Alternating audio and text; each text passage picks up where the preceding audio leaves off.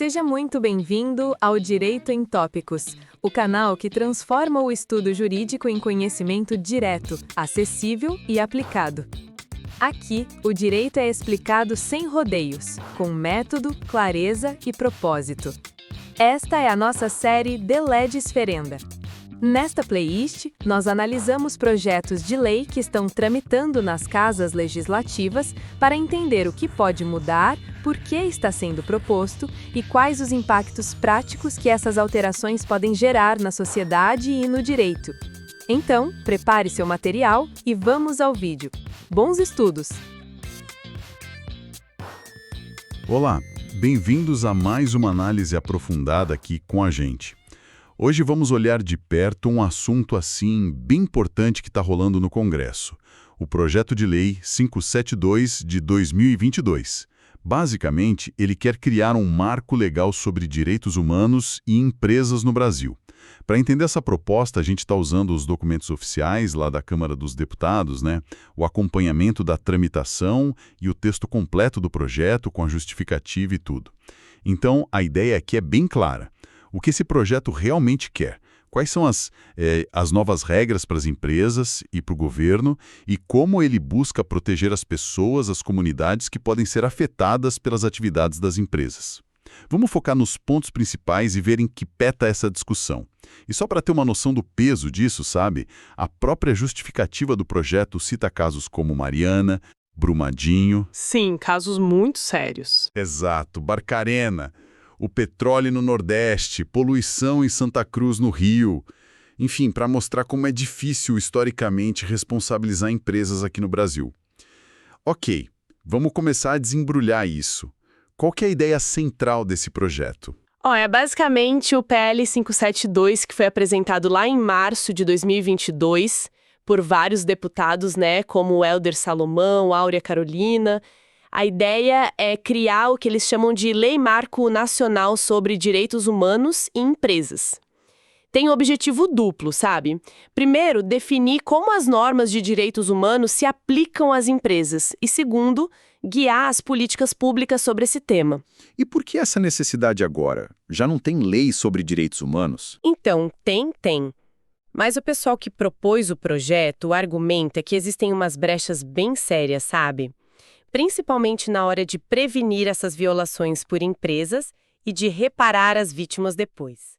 O texto fala muito da diferença de poder, entre as grandes empresas e as comunidades, fala de uma cultura de impunidade. Impunidade. E às vezes até de omissão, ou, como você disse antes, conivência do Estado. Fora isso, tem uma pressão internacional forte, da ONU, da Comissão Interamericana de Direitos Humanos, para o Brasil avançar nisso. Então não é uma coisa que surgiu só aqui do nada. Não de jeito nenhum. Isso está dentro de um debate global bem mais antigo, sobre como regular as empresas, principalmente as multinacionais. Ganhou mais força, assim, com os princípios orientadores da ONU sobre empresas e direitos humanos, lá de 2011. Só que esses princípios são voluntários, São recomendações. Entendi, tipo um guia de boas práticas. Exato. O PL brasileiro quer ir além, quer criar a obrigação legal mesmo.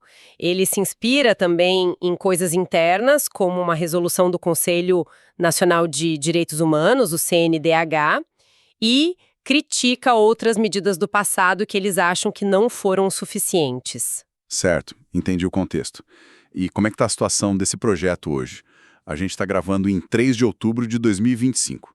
Está andando lá no Congresso? Olha, pelos registros da Câmara, o PL 572202 está, aguardando o parecer do relator, numa comissão chamada Comissão de Desenvolvimento Econômico, a CDE. A última coisa que aconteceu, registrada lá, foi em agosto de 2025, aprovaram um pedido para fazer uma audiência pública justamente para discutir o projeto nessa comissão. Parece um processo meio lento, E bem complexo. Ele está tramitando em regime que chamam de ordinário, ou seja, sem urgência especial, e ele pode ser aprovado de forma conclusiva pelas comissões. Isso quer dizer que, se passar por todas as comissões que precisam analisar desenvolvimento econômico, trabalho, direitos humanos e a importantíssima Comissão de Constituição e Justiça, a CCJC. A CCJC sempre ela. Pois é. Se passar por todas, talvez nem precise ir para votação no plenário principal da Câmara. Mas desde 2022, nossa, já teve troca de relator, briga para ver qual comissão analisa, vários pedidos de audiência pública. Isso mostra que o tema é quente, mas com muito interesse diferente. Faz sentido, com certeza. Bom, vamos entrar no conteúdo, então. O projeto começa com os princípios gerais, né? Tem alguma coisa ali que salta aos olhos? Sim, o artigo 3º é a base de tudo. Ele traz princípios que a gente já espera, tipo universalidade dos direitos humanos, dever do Estado de proteger, mas o ponto que realmente chama atenção e que, olha, deve dar muita discussão é a ideia de que as normas de direitos humanos devem prevalecer, devem vir antes de quaisquer outros acordos, inclusive acordos econômicos, comerciais ou de investimento. Uau! Peraí, isso é muito forte. Quer dizer que um tratado comercial, por exemplo, poderia ser questionado com base nessa lei, se ela passar? Exatamente essa é a ideia, a implicação disso. Poderia sim redefinir toda a balança entre lucro, investimento e os direitos fundamentais aqui no Brasil. Outros princípios importantes ali, que vale mencionar: o foco na centralidade do sofrimento da vítima na hora de reparar o dano. Centralidade da vítima, gostei disso. É colocar a pessoa afetada no centro. E também o direito das comunidades de serem consultadas antes, de forma livre, informada, garantindo o direito de consentir ou não. E a proteção para quem denuncia, né? Para não criminalizar ativistas, trabalhadores. Entendi. E as obrigações concretas para as empresas? Imagino que essa seja a parte mais detalhada do projeto. Ah, sem dúvida, o texto detalha bastante. O artigo 5º diz que qualquer empresa que atua no Brasil é responsável por violações de direitos humanos que suas atividades causem, seja direta ou indiretamente. E aqui vem um ponto, assim, fundamental. A responsabilidade é solidária e se estende por toda a cadeia produtiva. O que quer dizer isso na prática? Responsabilidade solidária na cadeia produtiva. Significa que a culpa, a responsabilidade não é só da empresa principal ali da ponta. É também da controladora dela, das subsidiárias, filiais, dos fornecedores, dos subcontratados, até dos investidores. Nossa, vai longe então. Vai muito longe. A ideia é que a responsabilidade segue o produto ou o serviço do comecinho até o fim. Claro que implementar e fiscalizar isso na prática é um desafio gigantesco, mas está bem alinhado com o que se discute lá fora sobre regulação. Além dessa responsabilidade super ampla, o que mais as empresas teriam que fazer? Olha, a lista de deveres no artigo 6º é grande. Coisas como evitar causar ou contribuir para violações, claro, não ser cúmplice, respeitar as leis trabalhistas, não discriminar, não usar trabalho infantil ou escravo, não praticar assédio moral com metas abusivas e também respeitar direitos de terra de povos indígenas, quilombolas, comunidades tradicionais. Citando inclusive a Convenção 169 da OIT sobre consulta prévia. Aquela da consulta prévia, livre e informada? Essa mesma. E mais, garantir direitos dos trabalhadores e sindicatos, publicar informações sobre como a empresa lida com direitos humanos, dar acesso fácil à informação para as comunidades atingidas, pagar por assessoria técnica independente para essas comunidades em caso de desastre e parar imediatamente qualquer atividade que esteja causando violação. É muita coisa. É um pacote bem robusto de exigências mesmo. E tem algo sobre prevenção para evitar que o problema aconteça. Tem sim. Muito importante.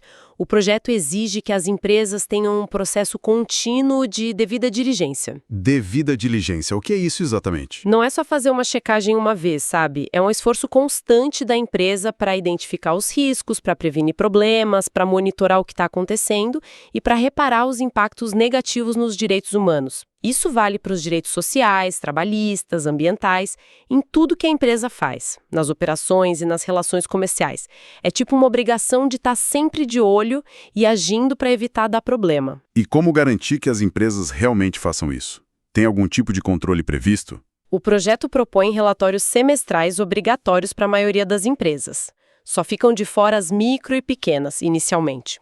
Nesses relatórios, elas teriam que detalhar os riscos que identificaram, o que fizeram para prevenir, se aconteceu alguma violação e quais os planos para reparar. Ah, interessante. E não basta fazer o relatório, né? Não mesmo.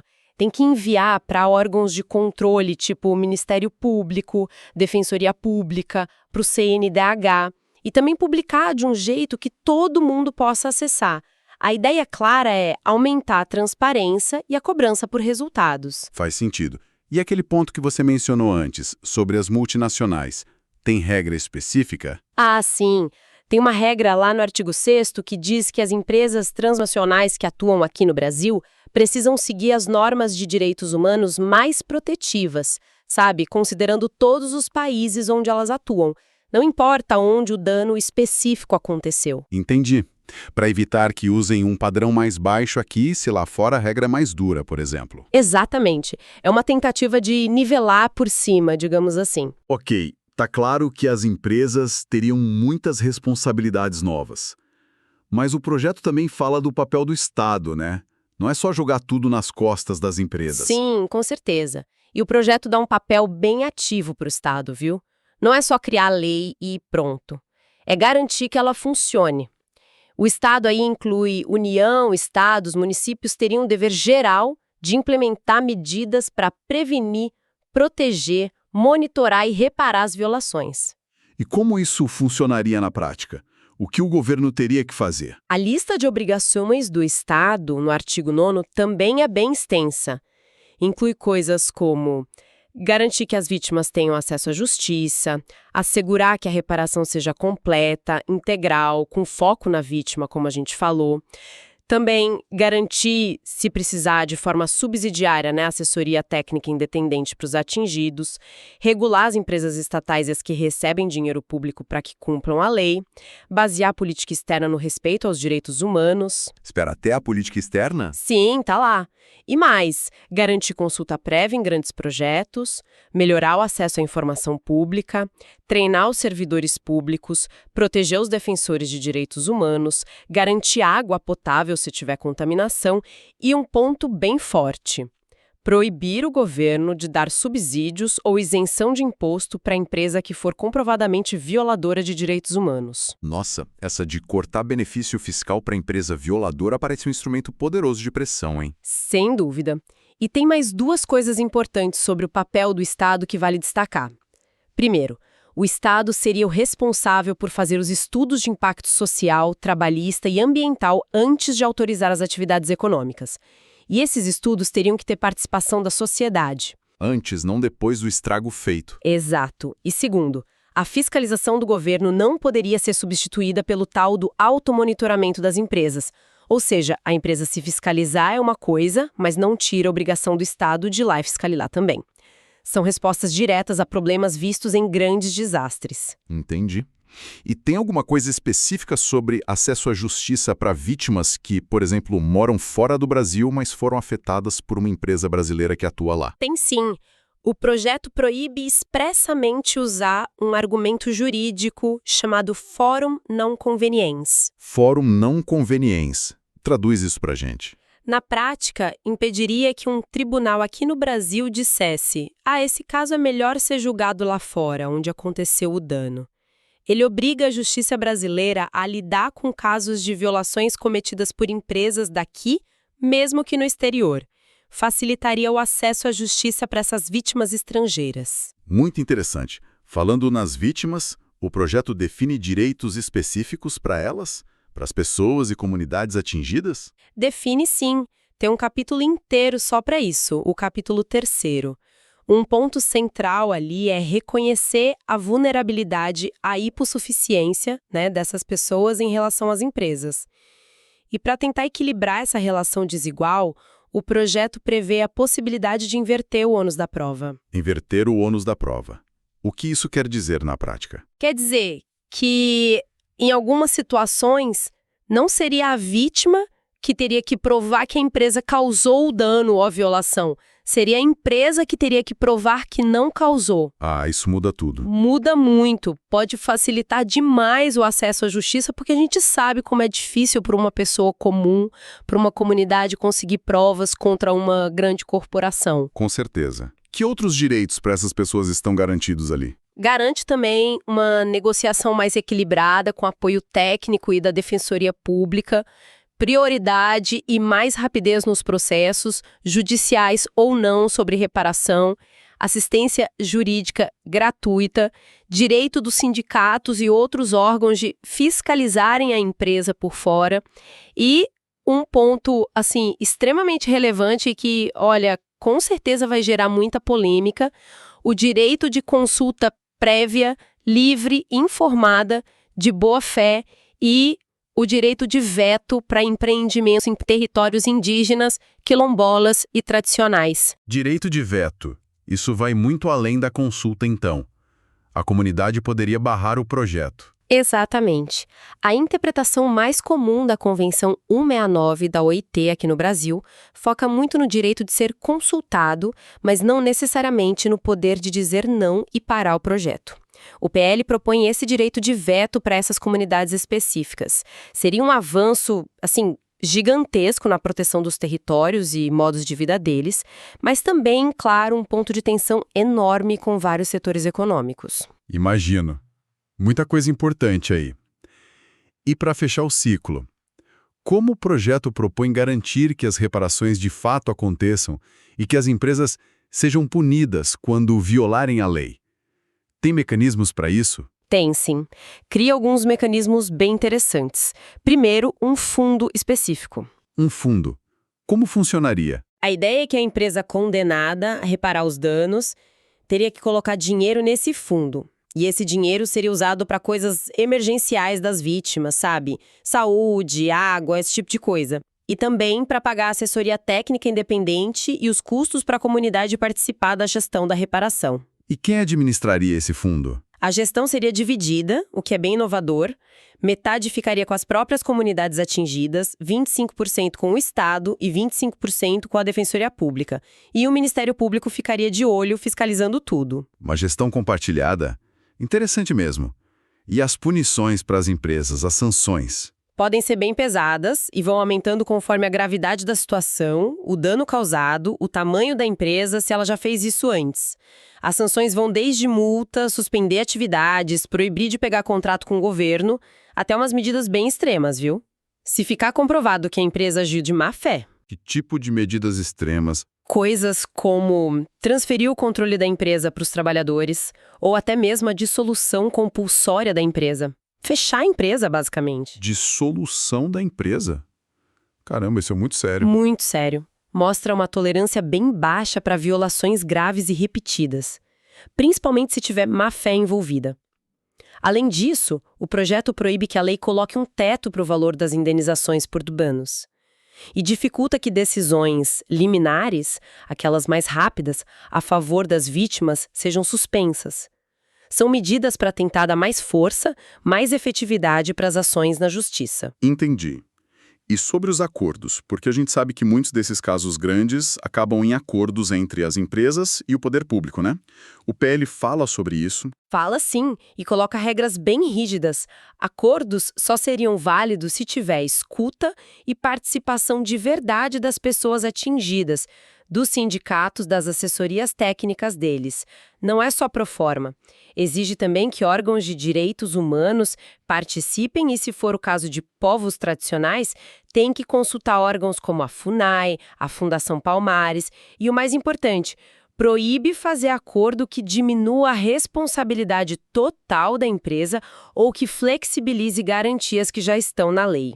Para evitar aqueles acordos que parecem vantajosos, mas acabam sendo ruins para a vítima no final. Exato. E ainda tem uma regra de quarentena. Quem do governo negociou o acordo fica 5 anos sem poder trabalhar nesses mesmos casos pelo lado da empresa. Para evitar conflito de interesse. Nossa, essas regras para acordos parecem ser uma resposta direta às críticas que rolaram sobre os acordos feitos no passado em grandes desastres, não é? Tipo Mariana, Brumadinho. Exatamente. A intenção clara é evitar que as vítimas fiquem de fora da negociação ou que os acordos no final não sejam suficientes para reparar o dano de forma completa e integral. É um problema que foi muito apontado nesses casos que você mencionou, por exemplo. Certo. Então, para a gente ir amarrando tudo, o que a gente tem aqui é uma proposta de lei muito ambiciosa, que quer mudar de forma radical como as empresas são vistas e responsabilizadas por direitos humanos no Brasil. Sem dúvida nenhuma, é uma tentativa clara de criar um sistema mais forte, mais robusto, definindo bem os deveres das empresas, mas também do Estado, ampliando os direitos das vítimas e criando mecanismos de prevenção, reparação e punição com mais dentes, digamos assim. E dialoga muito com essa pressão internacional que existe para ter leis que obriguem mesmo as empresas a agir, sabe? Indo além dos códigos de conduta voluntários que muitas adotam. Parece que busca enfrentar de frente aquela tal assimetria de poder, né? E a percepção de impunidade que a própria justificativa do projeto menciona lá no começo. Se isso for aprovado como está, o impacto seria enorme. Seria profundo, mudaria muito a forma como várias empresas operam e como o próprio Estado regula elas em relação aos direitos humanos. A grande questão, claro, é sempre a implementação, né? Como tirar isso do papel. E isso já nos leva para a nossa reflexão final, né? Considerando a profundidade de todas essas mudanças que a gente discutiu, desde a responsabilidade estendida na cadeia produtiva, passando pelo direito de veto até as sanções super severas, quais seriam, na sua visão, os maiores desafios para transformar essa lei, se ela for aprovada, em realidade mesmo, na prática, aqui no Brasil? Olha, os desafios são muitos, né? A gente pode pensar primeiro na resistência que certamente virá de setores econômicos poderosos, isso é quase certo. Depois tem a dificuldade prática mesmo de garantir que a participação das comunidades seja informada, seja genuína. Muitas dessas comunidades são remotas, são vulneráveis, têm pouco acesso à informação para poder participar de igual para igual. E talvez o maior desafio de todos, a capacidade e principalmente a vontade política do próprio Estado, aí incluindo o judiciário, os órgãos de fiscalização, de realmente aplicar essas regras tão exigentes e essas sanções tão fortes de forma consistente. Isso diante de toda a complexa rede de poder político e econômico que a gente sabe que existe no país. É um ponto crucial esse que você tocou, porque uma lei bem escrita no papel é uma coisa, né? Agora, fazê-la funcionar de verdade na prática, ainda mais num tema tão sensível e que mexe com tantos interesses, é outra história bem diferente. Fica aí a reflexão.